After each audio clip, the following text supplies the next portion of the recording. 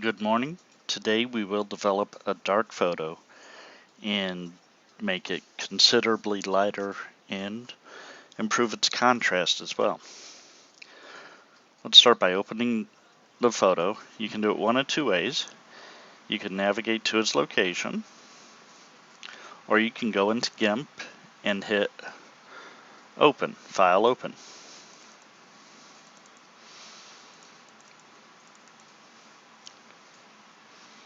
And of course we want to make certain we open it in Gimp and not a regular image viewer.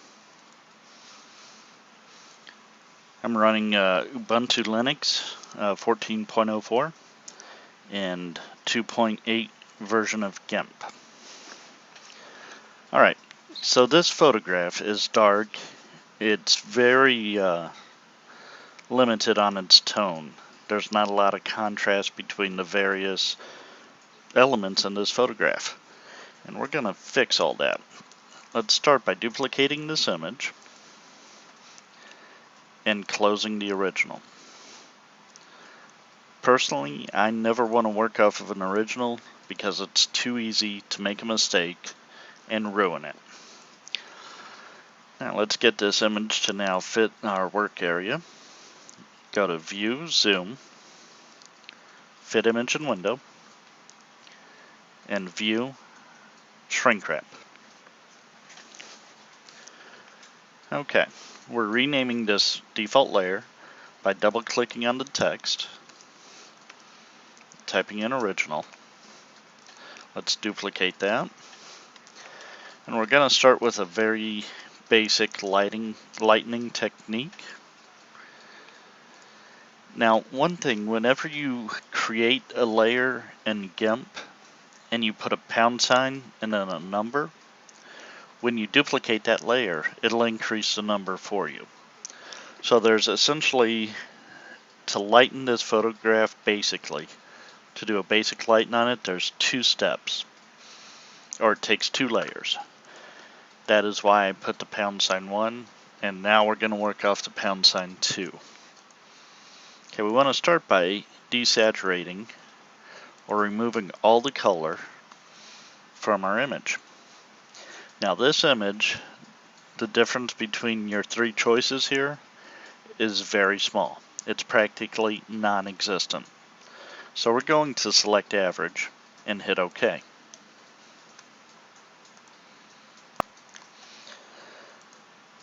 Now we want to go to Colors, Invert, and soften the image using Gaussian blur.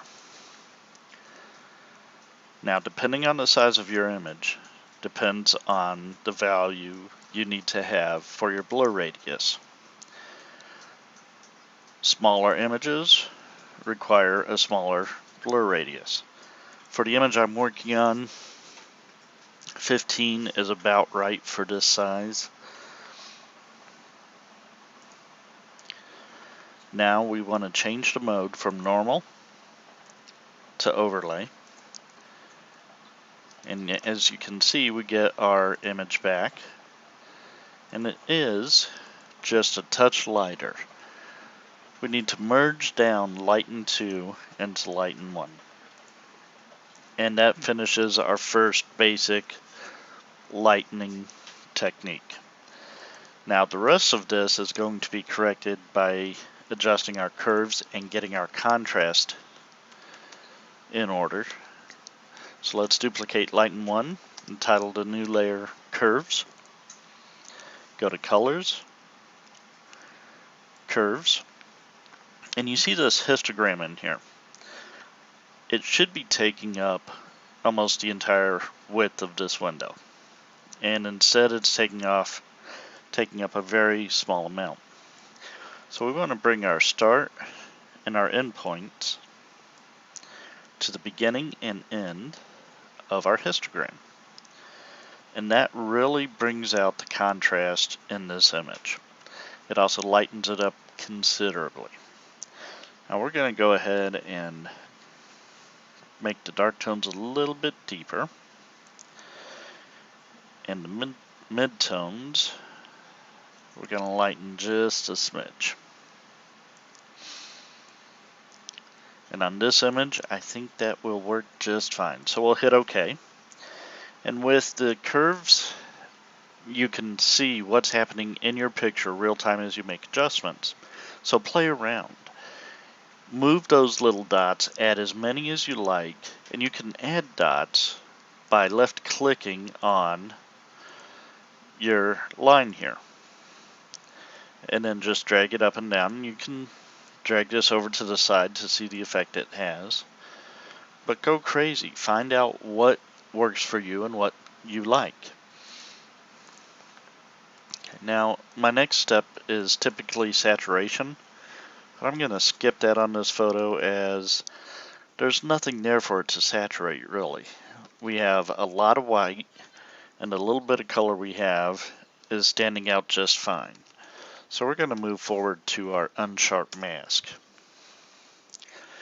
Now, contrary to its name, we will be sharpening this image. To do so, we need to actually break down this image into its raw hue, saturation, value components.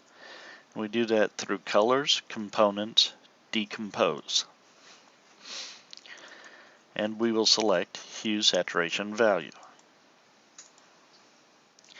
This will bring up another window with 3 layers: hue, saturation, and value.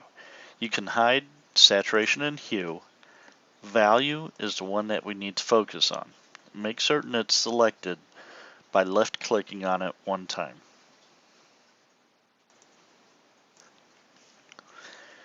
Once we verify we have values selected, let's go back to our window and let's go to Filters, Enhance, Unsharp Mask. Let's take this down to an area where we can see the effect it's having. And let's zoom in on our main screen so we could just have a side-by-side comparison.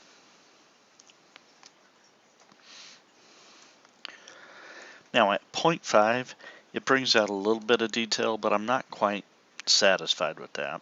Let's go to a 1. 1 looks much better. Let's see what 2 looks like. Okay, 2 is starting to look a little bit cartoony. So let's go ahead and go back to a 1 and hit OK. Again, the settings are very subjective to what you want to achieve. If you want to have a cartoony picture, then have a higher value. If you want it to be more realistic, just sharpened, stick with a lower value. Once it has completed its process, we want to go back to colors, components, and recompose.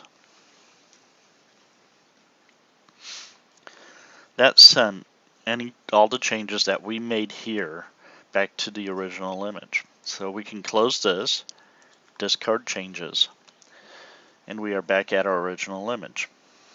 Now if you look at the layer before the unsharp mask, you can see how the image is soft and just a pinch out of focus.